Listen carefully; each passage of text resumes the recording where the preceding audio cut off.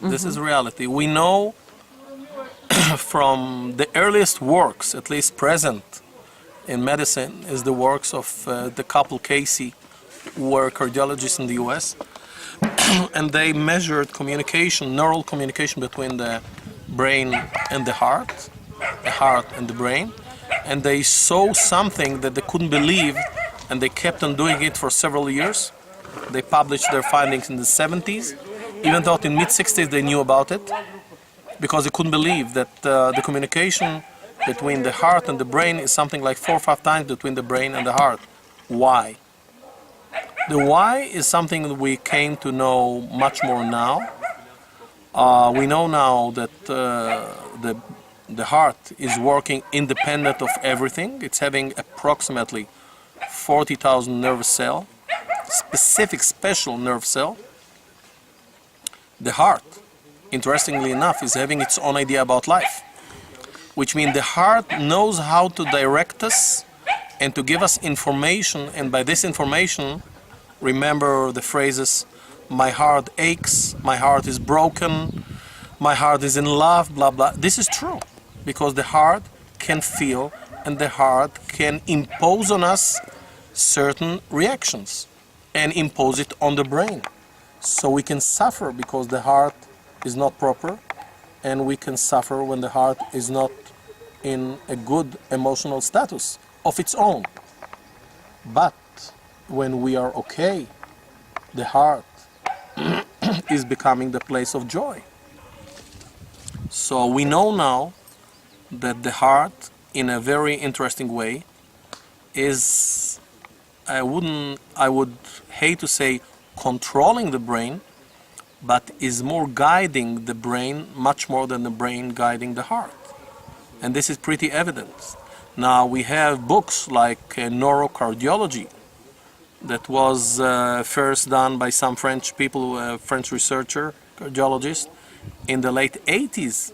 And it has been republished and redone and revised in the late 90s and in the 2000s. So this is not a game anymore. And when I'm teaching it or lecturing about it in Israel, the one thing that is striking the most is an article that appeared by a group of about 4 or 5 top cardiologists in England, and it appeared in a very small magazine like the British Medical Journal, which is one of the biggest medical journals in the world.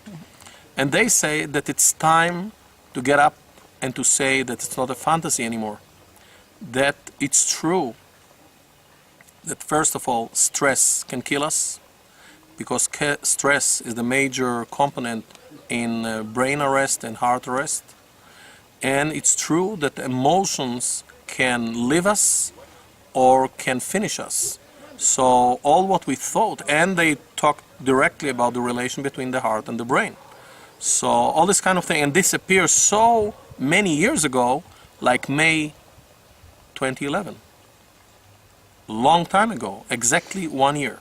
So you can see that medicine, even though it's sometimes trying to turn its head like an ostrich in the ground, at the end the forces, the reform forces, are so active. And I believe within maybe 10 years, I believe in kindergarten and in school, people will understand what it means, how to synchronize between breathing and the heart in order to let their brain come to the biggest potential in health, in feeling, and in understanding the universe. And in this way, people will not hate each other, but will come to appreciate and to love each other instead of hate.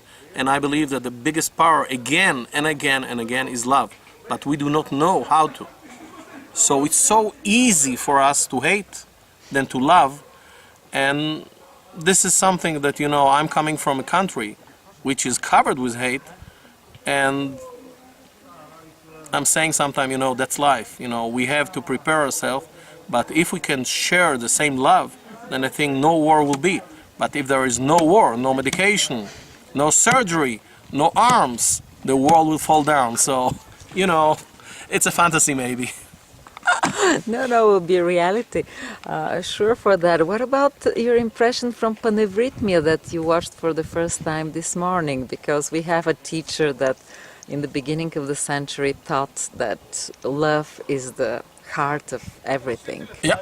Petar Danov and their Bulgarians practicing his teachings. Well, I cannot say that I'm an expert in this area or I learned it into depth. I read a little bit of the writings of Benisu. I saw there for the first time, I saw a circle, a dancing circle. As the Americans are saying, it's awesome. It's really incredible to see a couple hundred people moving. Even if it's not in unison, the movement and the way they are trying to express themselves and the music are incredible. For some minutes, I closed my eyes and I thought I'm in a middle of a Celtic pagan, sacrifice or something. It was for me, wow. At the same time, it was worrying, and at the same time, so impressive because all the people shared something together. And sharing is the most incredible thing in life. So I was very impressed, very impressed. You said you felt energy. Yeah, very much so. It was, for me, a sort of an incredible sensation. Thank you. Was